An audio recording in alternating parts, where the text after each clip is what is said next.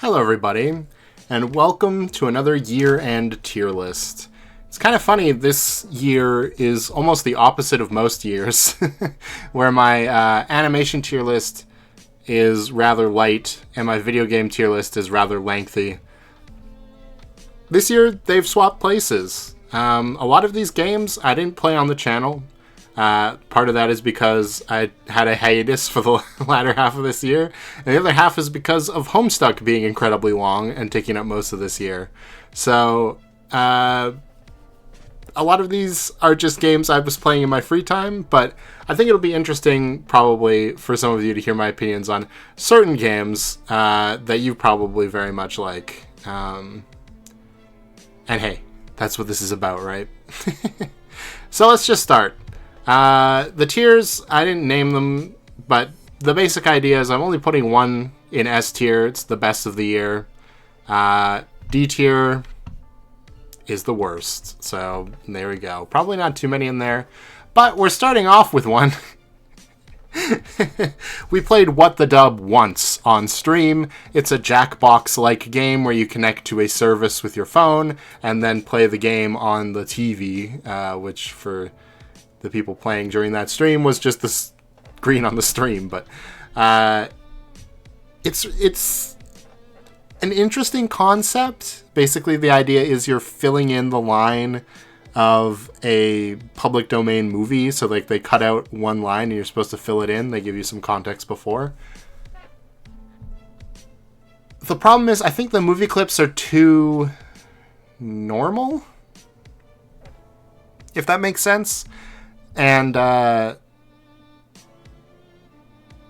feel like it'd be funnier maybe if you didn't get to see what happens after the line. So like, for example, the one I remember, because this one was actually funny, is some guy walking up to a lady and like kicking the whatever she's holding out of her hand with like this massive kick that goes like all the way up to her head almost. It'd be funnier if that clip ended before that kick, and then suddenly everybody sees it happen after whatever line you put in. So maybe you misinterpret the scene, and that makes comedy happen, or something like that. Also, I kind of feel like the game needs to be like a versus format, where like two people get one clip, two people get another clip, and then two people get a third clip. And they go head to head and you pick which one you like better. Because when it's like 7 clips in a row of the same clip, it loses its like luster very quickly.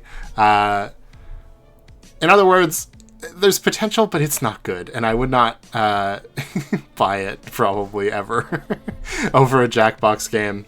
So let's rank the Jackboxes. Party Pack 9. So I didn't buy Party Pack 10 because I'm only buying the ones that interest me. This one interested me because of Quicksort, which is like a trivia scale ranking game, kind of. Well, I wonder why I like that. And Nonsensory, which is like a comedy drawing game mostly, but it's also about like the basic prompt they give you is like, draw a creature that's like halfway between a mouse and a rabbit. And then you have to try to make it like 67% rabbit and the other percentage of mouse. That's pretty fun. Chat likes Roomerang for the visuals, I think. It's not really much of a game. And then, what's the last game? I think it's Fibbage 4, right? Which, Fibbage is fine. But compared to a lot of other Jackbox games, it feels very like you wouldn't play it with people you've played the game with before. You know what I mean? It's like an icebreaker game. These are all icebreaker games, but that one feels the most like specifically an icebreaker game. I don't know how else to say it. And Fibbage 4 isn't even the best version of Fibbage. So, you know. And then there's Junktopia, which we've never played because it looks awful. So I think that's like a solid B tier. It's like half and half, really. So that's pretty good. The Jackbox Party Pack 3, on the other hand, I think is a pretty good deal. Really, the only dud in the pack is Faking It, and Faking It isn't even bad. It's just impossible for us to play on stream because you have to do like hand signals and stuff. The new Faking It that they came out with for the Naughty Pack, which I also didn't buy, because that would be uncomfortable with stream chatters. The new Faking It actually is streamable, so hopefully they'll make like a Faking It 2, and then we can actually stream it, because it looks pretty fun. But you also have Guespionage, which is sort of like another... It's a pollster trivia game where you try to guess the percentage of people that said yes to a certain trivia question, or certain... I guess it's not a trivia question, but you know what I mean. TKO, which is just, honestly, I think still the best Jackbox drawing game, even better than its sequel. There's just so much we created in TKO 2 that I will remember for a long time. Trivia Murder Party 1, which isn't bad, but Trivia Murder Party 2 is just better than it. But I mean, it's still good. And then Quiplash 2, which is the best version of Quiplash. So that's like a solid A tier for sure. Probably not the S tier of the year, certainly for us, but yeah, there you go. Legend of Zelda Echoes of Wisdom. I don't think I've talked about this game at all because it came out during my hiatus. It's a pretty charming little game. I'm a known fan of 2D Zelda. A Link Between Worlds is my favorite Zelda game. I think. Like, I grew up with Wind Waker, so it's got a very close spot in my heart, but something about A Link Between Worlds, I can just play it over and over and have infinite fun with it. This game is kind of in the same vein. Like, you can solve the same problem a lot of different ways, but there's a couple things about it that I wish were different. One of those being that they give you items in this game to spawn, which basically Zelda's a summoner in this game, that kind of just invalidate every other item. So this is kind of a spoiler, but not really, because like I don't think you're really worried about spoilers for items you can spawn, not even enemies, just items. For a lot of the game, you're trying to like build things with furniture and boxes in order to get height to ascend to like new places, like up in the mountains or on top of trees or across gaps or something. Halfway through the game, less than that actually, if you just rush to the Zora place, you can get a water block that you can spawn. And now, because the water blocks can connect to each other, you can basically go anywhere. Which feels like a pretty big misstep to me, because it kind of invalidates like half the items in your inventory when you can just water block almost over everything. And there's like a small effort to make sure you can't water block everywhere, because there's like icy cold areas where the water will freeze, but there's really not enough of those to invalidate it as an option. So I think it's a good game. I wouldn't say it's like the best Zelda or anything, but if you're on the fence about it, I would say give it a try. Top of B tier. Feels good. I don't want to talk about Undertale Yellow.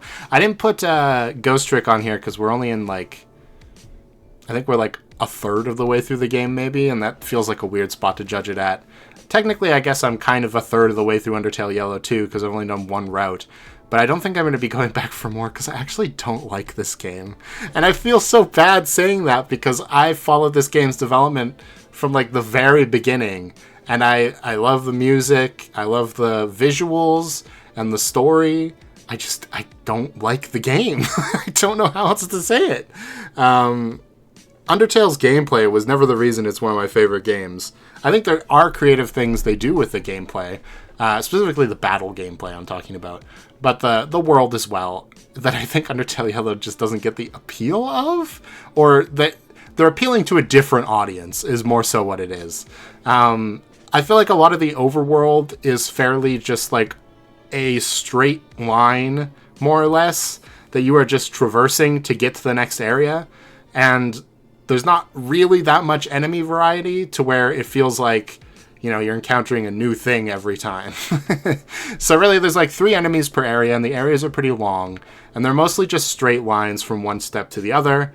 I think Snowdin was the most enjoyable area because it had the most unique puzzles, but like the Wild West area had almost no puzzles. It was basically just like mini games which can be fun. I didn't personally find them that fun, unfortunately. And then the Steamworks area is more or less just a maze. It's the best way I can put it. At least in the pacifist route. There's a chance that maybe like the murder route and the neutral route or something are way more fun because you're not spending so much time in battles. But hey, that's all I can say. I'm sorry. I know people love this game, but it's the best I can do. Wrestling Empire. What a whiplash this is. So is Wrestling Empire a good game? No. However, it is conscious of itself, which is nice. This is more or less a wrestling game where it takes the concept of wrestling extremely, like, seriously, despite all the stuff we know about wrestling being essentially, you know, acting. So, like, people actually do get hurt and get killed in the wrestling ring and get pushed in front of trains due to beef or whatever. It's like one step away from actually giving the wrestlers magic powers they can use, which is very fun, honestly. I wish there was more wrestling games like that. However, it is extremely janky, which is part of the charm. And sometimes it just doesn't work. Like, things you want to happen that you are, like, successfully doing on your end just don't happen at all.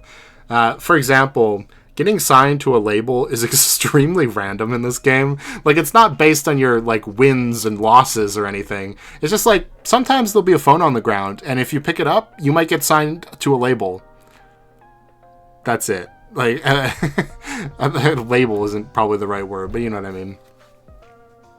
So it's very jank, and as an actual game, it's pretty much a complete failure.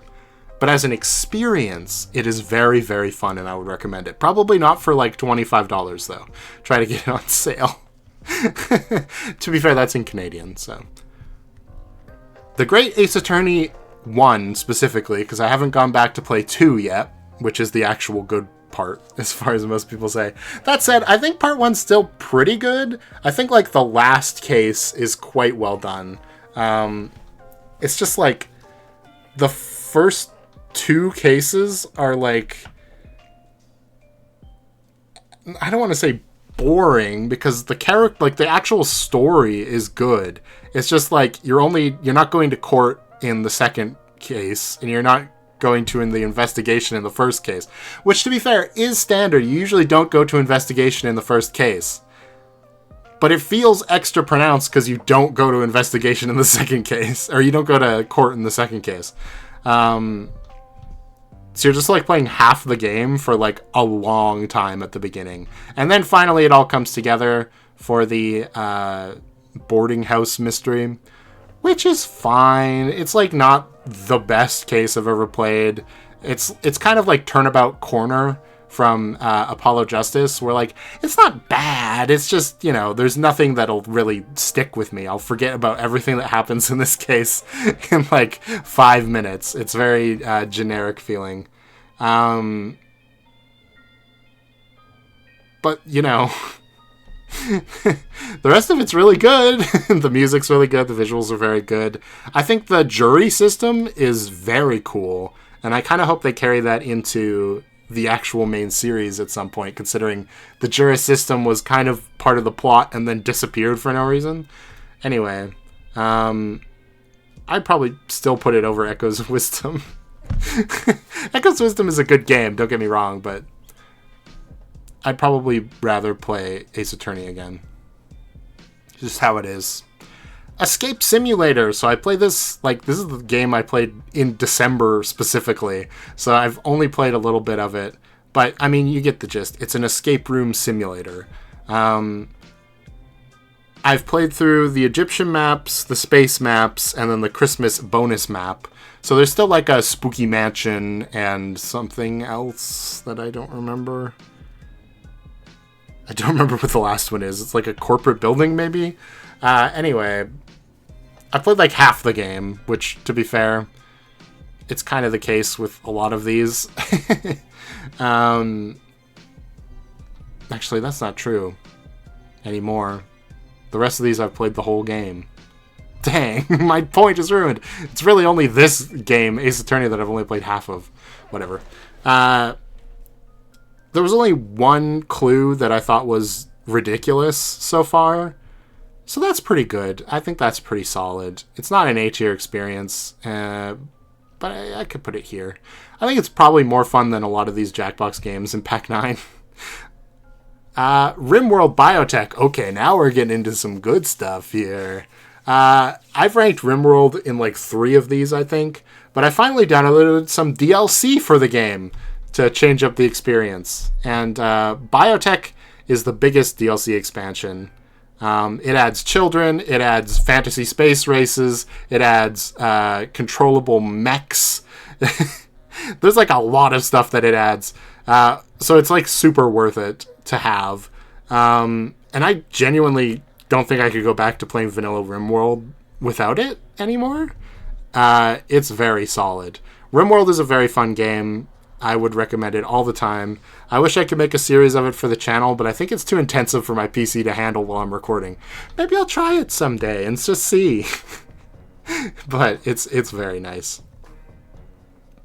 Pokemon TCG Pocket. This app also came out rather recently, and I didn't really expect to get into it because I don't like the Pokemon TCG. When I was a kid, I tried to get into it, of course, because I loved Pokemon. I still love Pokemon. But the way it worked just like turned me off immediately.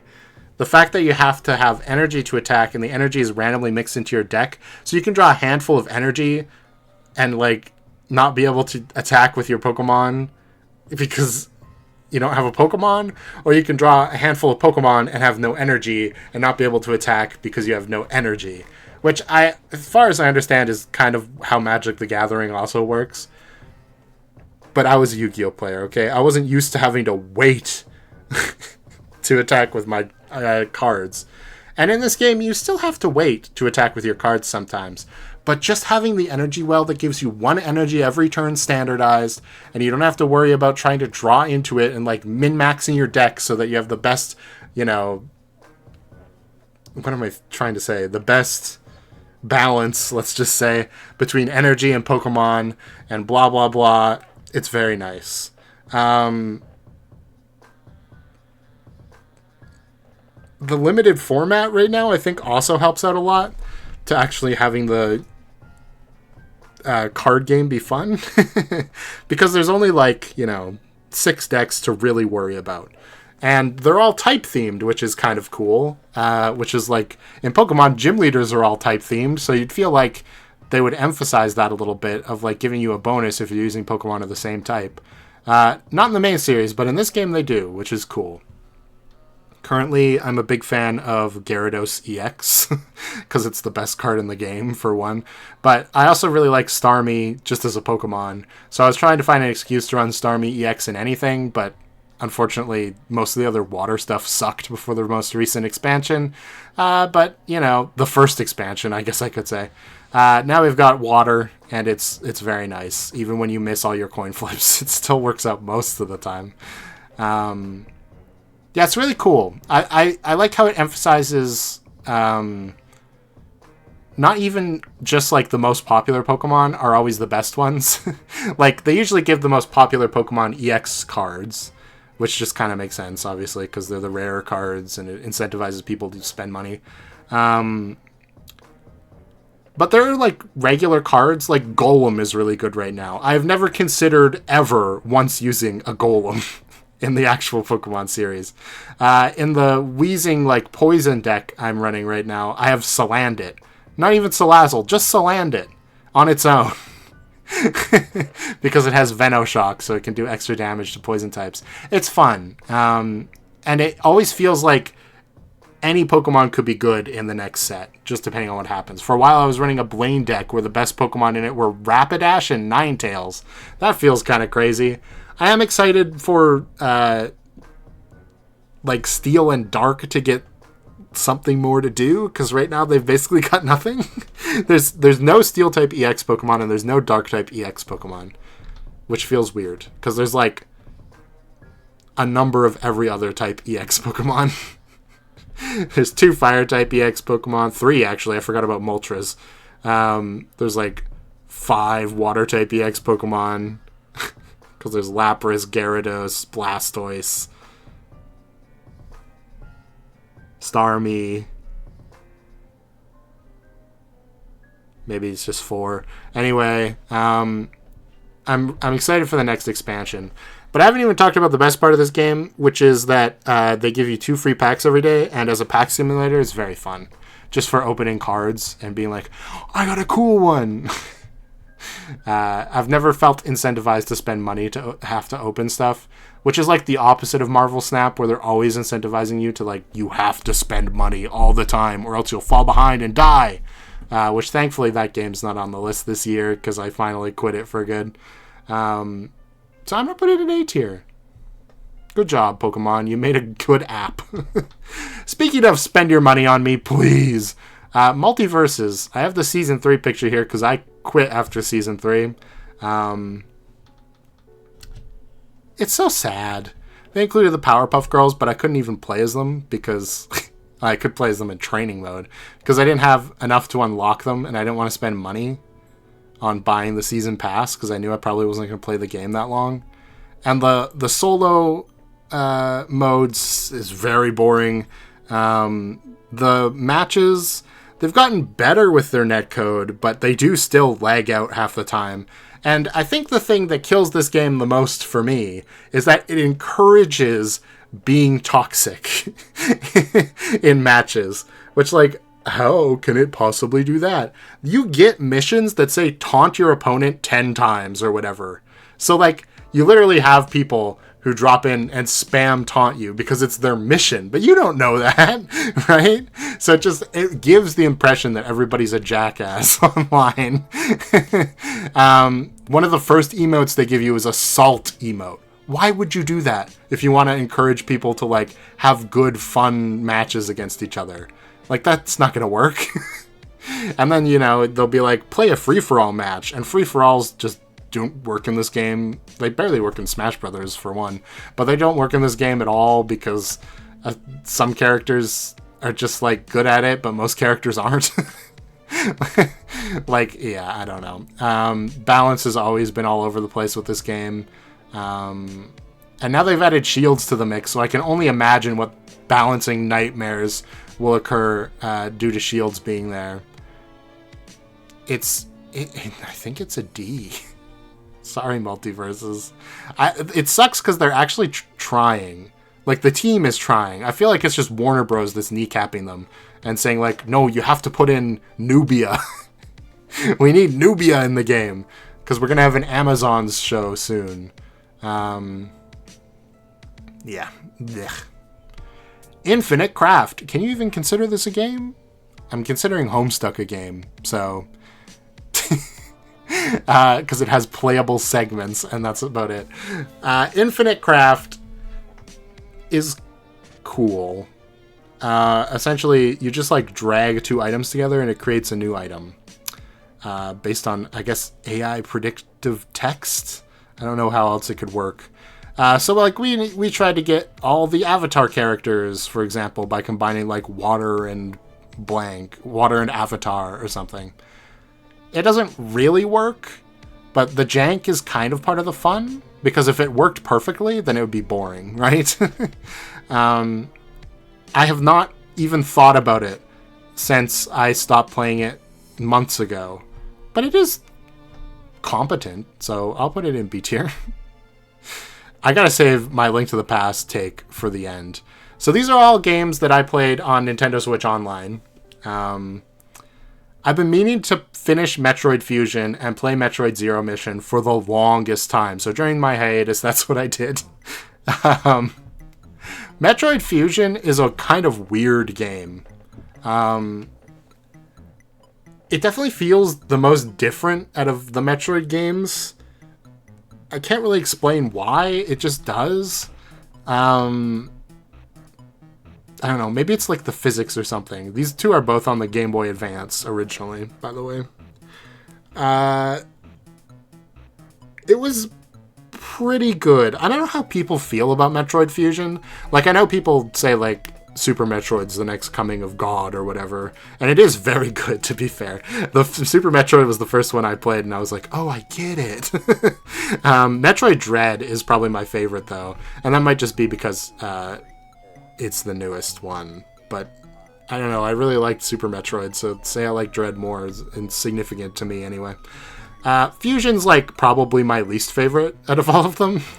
The X-Parasite stuff is fine, especially in Dread. I feel like they handled it pretty well. But, like, for the whole game, I'm not sure I really like it that much. But it's still B tier. I'd probably put it above Echoes of Wisdom, honestly. You know, I'd even put it above Ace Attorney, Part 1, anyway. Part 2 might, you know, it might go past, but... Metroid Zero Mission is very interesting, though. It's a remake of, like, the first 2 Metroids, it kind of feels like, but at least Metroid 1, with Mother Brain. Mother Brain's Arena is so stupid. Like, I've heard people complain about it before, but I never actually played it myself, right? Why?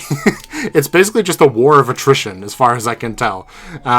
Anyway, other than that, honestly, that is kind of how I feel about the whole game.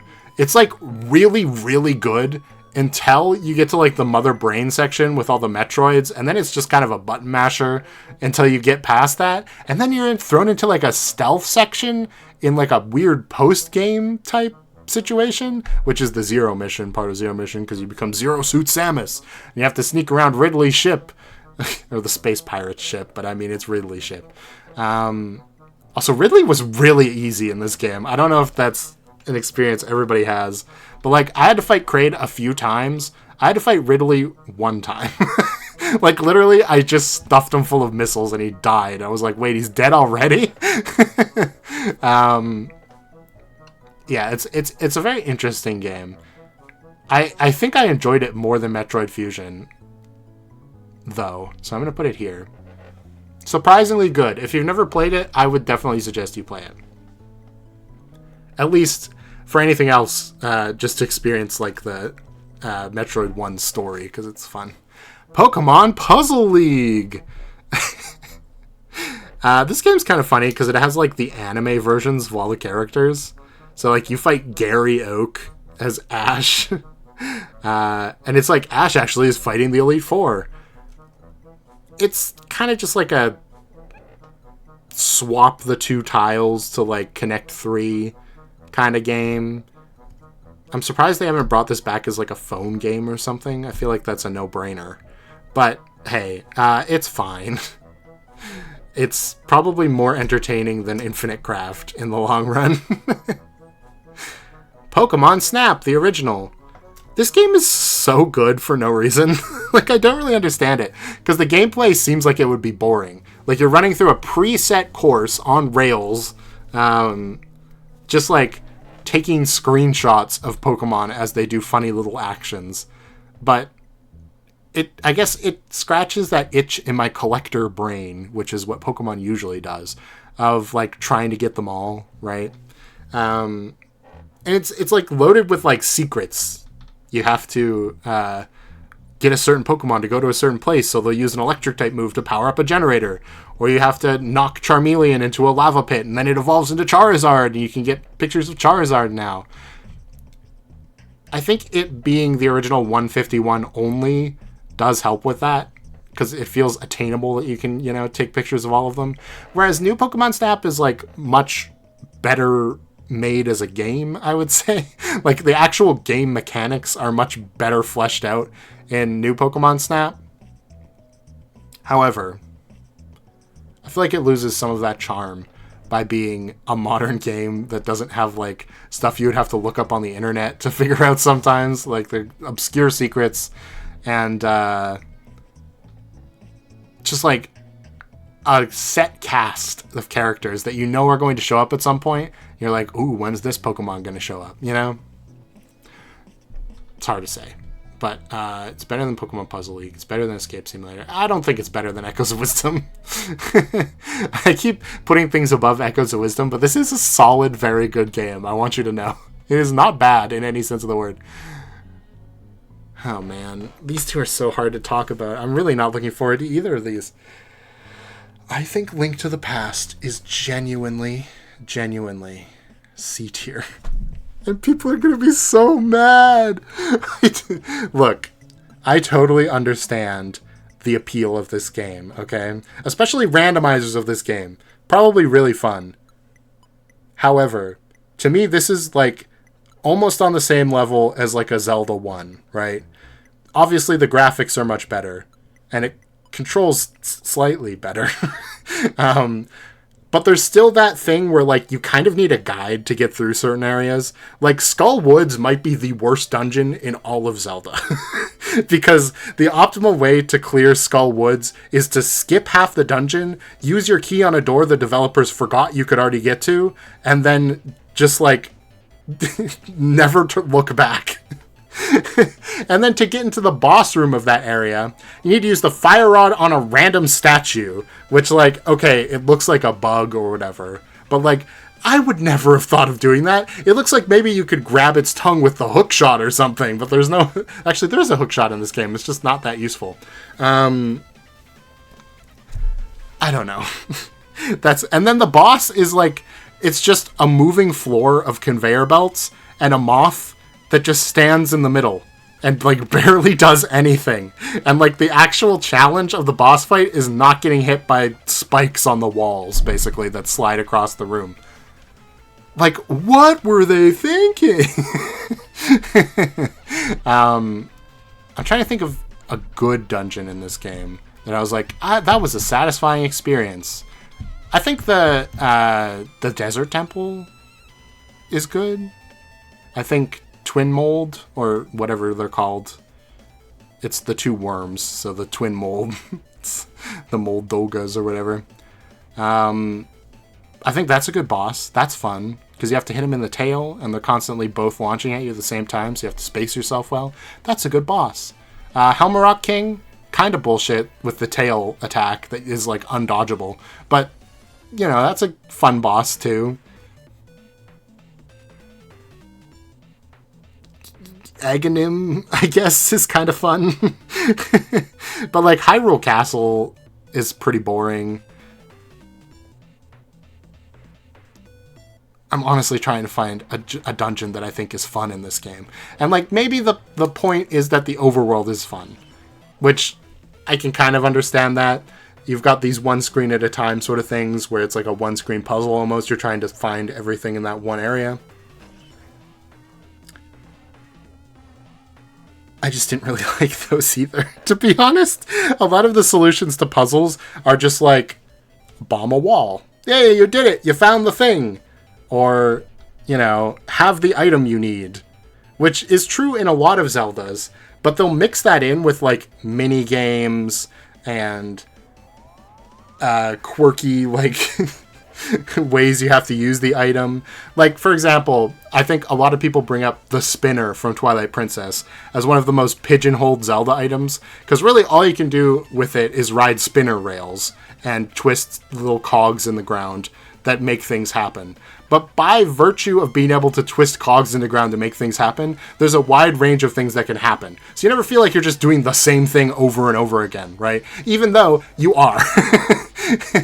Where I feel like Link to the Past, you do feel like you're doing the same thing over and over. Like, oh look, they found another place to put a hookshot puzzle, quote unquote, which is just use the hookshot to get across a gap.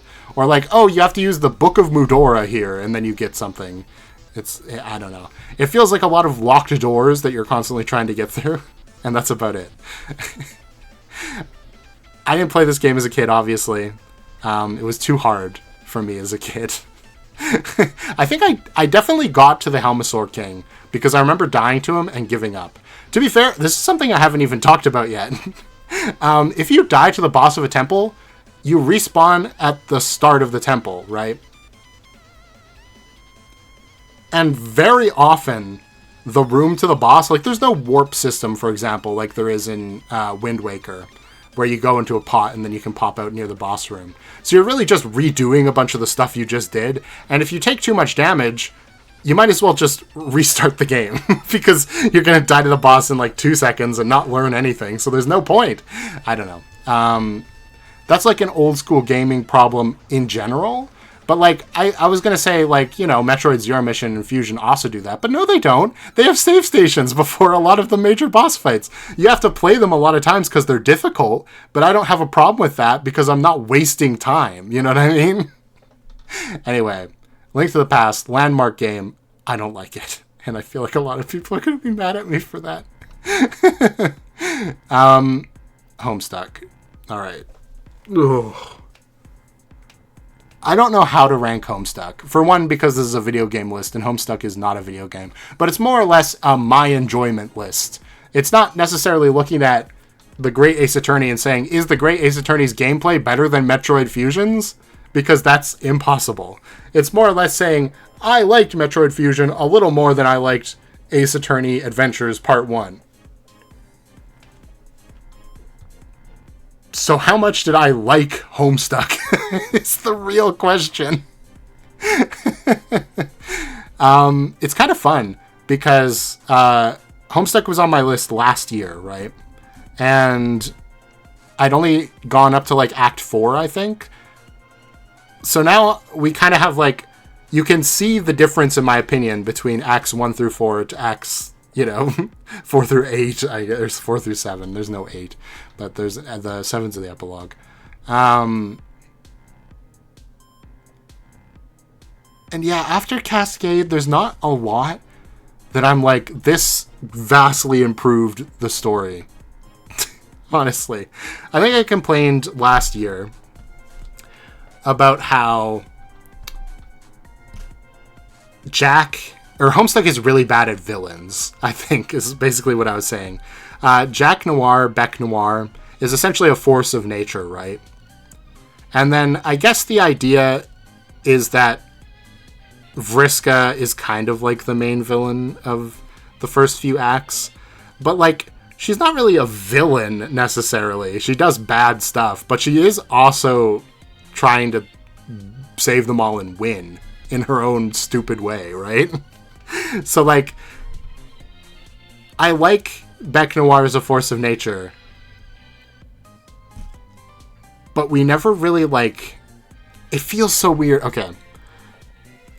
In the grand scope of things, Bec Noir is a force of nature that it feels like you have to either overcome or just, like, let happen and deal with the consequences of, right? It's like, essentially, if the villain was like a hurricane, right? You either have to find a way to survive the hurricane and just let it, like, weather it out, or you find a way to, like, I don't know, stop the hurricane from ever happening by time travel, because this is Homestuck, and of course there's time travel. I guess it's not technically time travel when you do the retcon, but it basically is. It's like super time travel. But, like, that's not how the story wraps up Bec Noir. The story instead wraps up Bec Noir by having him fall in love with, what's her actual name? PM, Peregrine Mendicant, or whatever, who also turns into, like, a dog demon thing, and then she just punches him in the face. So it's kind of like, in that analogy, if the solution to the hurricane was actually to shoot the hurricane with your gun. You know? And I feel like that's the problem with a lot of the ways this character's stories are wrapped up in Homestuck. Some of them are intentionally left vague, right? Like, what happened to Vriska? We don't know. I'm sure it comes up in the epilogues, but I haven't read them yet. So, just Homestuck on its own. What happened to Vriska? I don't know. What's Terezi up to? What are the kids going to do in this new world? I don't know. Did they defeat Lord English? Nope. And it almost, like, I'm almost super fine with it because it feels like that's thematically where the story was going, right? Oh, hold on. Sorry, I had to switch the music. Funny enough, the only thing I'm going to be ranking without Homestuck music in the background is Homestuck.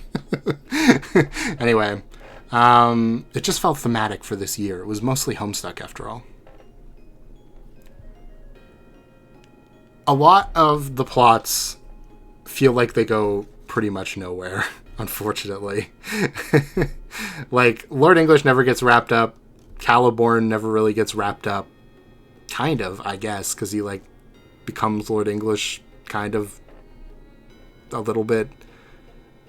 Vriska never gets wrapped up. So really anybody we can consider a villain is not defeated at the end of the story. Which, again, like I was saying, it kind of feels like the point, because every time in Homestuck you try to subvert fate, it never works, right? Something always goes wrong, and you have to go back and try again. The story very much feels like one of, not entropy necessarily, but just like acceptance that like things are going to happen to you, and you just have to be able to move past them. You can't, change your fate, essentially. Which is interesting for a story like this, where it's all about, like, there are so many ways you can change events in Homestuck. You can, like, there's literal time travel. There's the retcon. There's the dream bubbles. There's, like, so many ways that you can, like, either come back from the dead. Oh, I didn't even talk about God tiering. Where you can come back from the dead or change events that happened in the past. And yet, they never actually change anything. The fate is always still set in stone, which is like a cool concept for the story. I just feel like it needed a moment after we got to the ending for the characters to recognize this, because they never do. Like, in the end of the story, they get their ideal world, but Lord English is still out there, and some day is going to destroy it. So really, all we needed was a single conversation. Maybe it could even be Vriska, right? Everybody goes to the ideal world, Vriska's there too. And everybody's like, we've done it. We've defeated Lord English. And Vriska's like, no, you haven't. He's still out there. Someday he's going to come back and destroy this place. But everybody's like, well, yeah, someday, in like 1,000 years or something. Can't you just be content with what we have for now? And Vriska's like, no. And then disappears or whatever. Because she is the antithesis of the theme. She never learned the lesson that you can't change everything. It's legitimately, I think, all the ending needs to be, like, satisfying for me.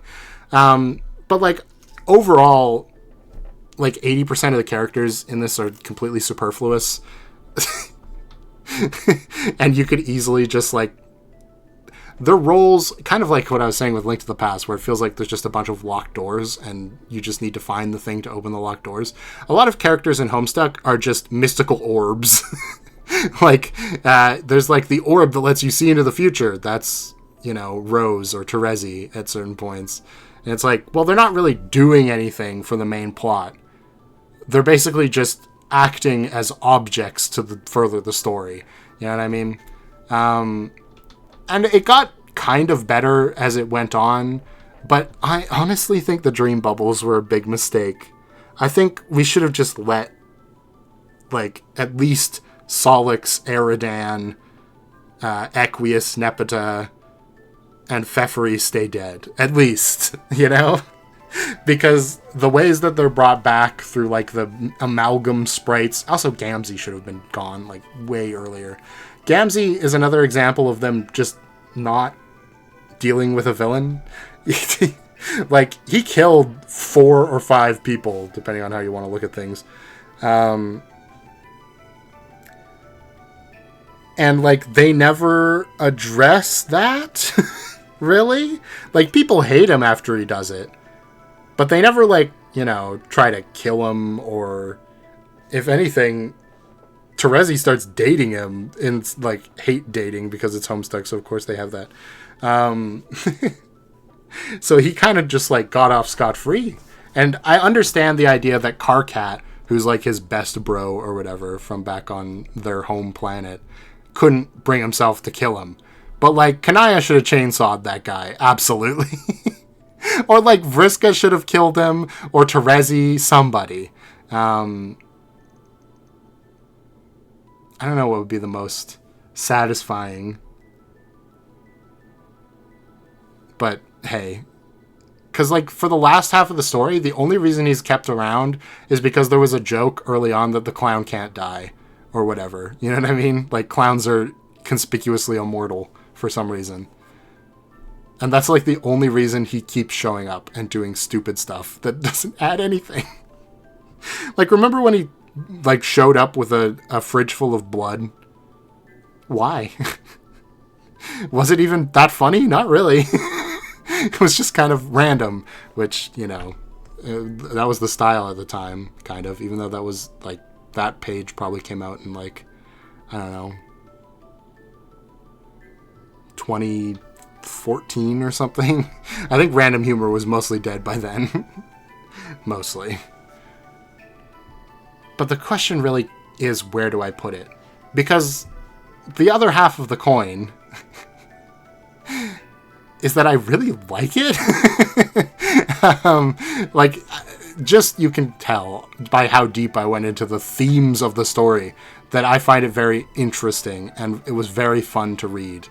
And I really like pretty much all the characters. That's why my biggest complaint is that they're not handled the best, Oh, this is something I didn't even bring up, but the worst thing I think Homestuck does, other than killing Vriska and then bringing her back to life when they never should have killed her in the first place, that was like the beginning of the end for the latter half of Homestuck. The worst thing that it does is it cures everybody's disabilities. There was drama about this kind of thing a little while ago on the internet. This is 2024, by the way, in case you're watching from the future. About in a fantasy world, you just cast a spell to heal anybody's disabilities. Nobody would have disabilities. But that's not what storytelling is. Even if that is something, again, even if you want to write in the future that we've solved all diseases or whatever, doesn't that just make the world fundamentally less interesting and less relatable? And Homestuck, thankfully, doesn't start the world with the ability to just cure everybody's disabilities. So we're all on the same level here. Terezi starts off the story blind. Tavros is in a wheelchair. Vriska lost an arm. Was there another one? I feel like Aradia was literally dead. And even, this isn't, on the same level. I don't want to say it's quite at the same level. But, Solix has a lisp. And, all of those are solved by the end of the story. Tavros gets robot legs for a while, which I can at least, I can understand that because you want to be able to include him in scenes. And, his flying rocket car would have probably been fine. He doesn't even really do anything other than run at Vriska and die with the robot legs anyway. But if they wanted to use him for more of, the bigger scenes as he was growing as a character, I can understand the robot legs thing. But, and I'll bring this up at the end for everybody, it should have been a bigger deal for him, right? Vriska's arm gets replaced, and Tavros's robot legs get replaced back with a real arm and legs after they come back, or they go to the ghost dimension, essentially, in the dream bubbles. And then the retcon happens, and I think Vriska has her robot arm back, maybe?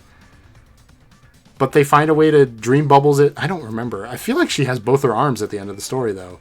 I don't know. Aradia is made into a robot for a while, which is actually interesting. I like that. She's like a ghost haunting a robot. And then her robot explodes, and she's just alive again and totally fine. Solix gets his teeth knocked out, and somehow that solves his lisp. Sure.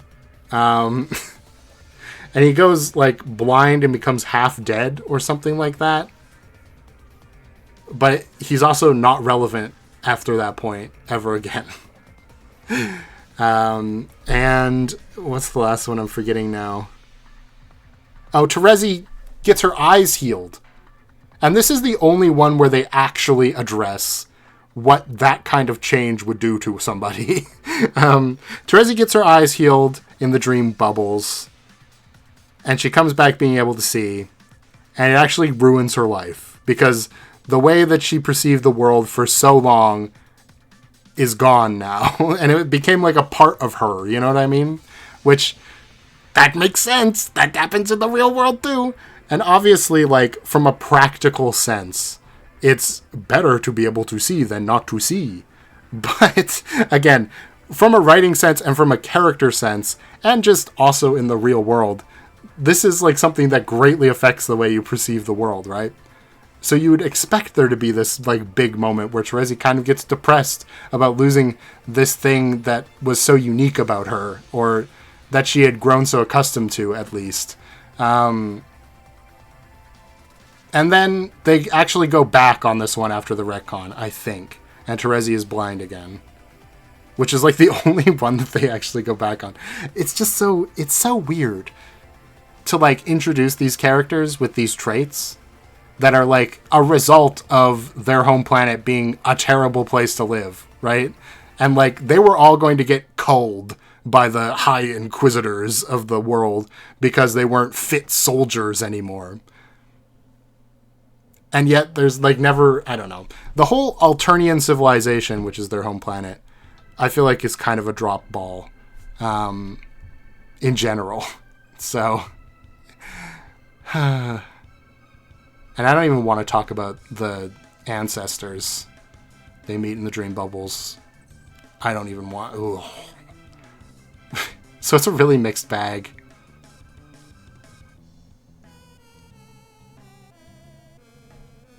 I think it goes here. I think that makes the most sense to me. There's so many things that I thought were really cool in Acts 1 through 4 that just like fade into nothing. That I can't justify putting any higher. And then like everything I've talked about. But like the characters are so fun. I just wish they were in a better story half the time. And then half of the time the story is really, really, really good. Like Cascade is genuinely something I would recommend you watch even if you have no idea what's going on. Like just watch that. And maybe you'll be like, you know what? Maybe I will read at least the first 5 chapters. But like I can't even recommend you read only the first 5 and then stop. Because there are good moments. I didn't even talk about the Alpha Kids. There's just so much to talk about with Homestuck. The Alpha Kids are a total waste of time as well. But Dirk is good. And I love Roxy, even though she's barely relevant. I didn't even talk about the Condesce getting killed by Roxy, who was barely related to the overall plot with her. I talked about this in my Homestuck video. I did a final Homestuck overview video about all the characters, and the plot kind of just comes along with that. So if you really want to know my very, very detailed thoughts on everybody, you can watch that video. But for now, I think this is where I have to put it. So after, how long has this been? An hour. We can finally say, what was the best thing I experienced this year? And to me, the answer is extremely clear. It's RimWorld Biotech, for sure. Zero Mission's close, but like, yeah. Yeah. Man, I'm scared about what people are going to say about Undertale Yellow. Link to the Past. Boy. Well, thanks for watching, everybody. If I'm dead, I hope you enjoyed the video, because it's the only way it'll be worth it. See ya in the new year. It might be the new year for you already. It probably is. But Happy New Year's. Like and subscribe. Bye.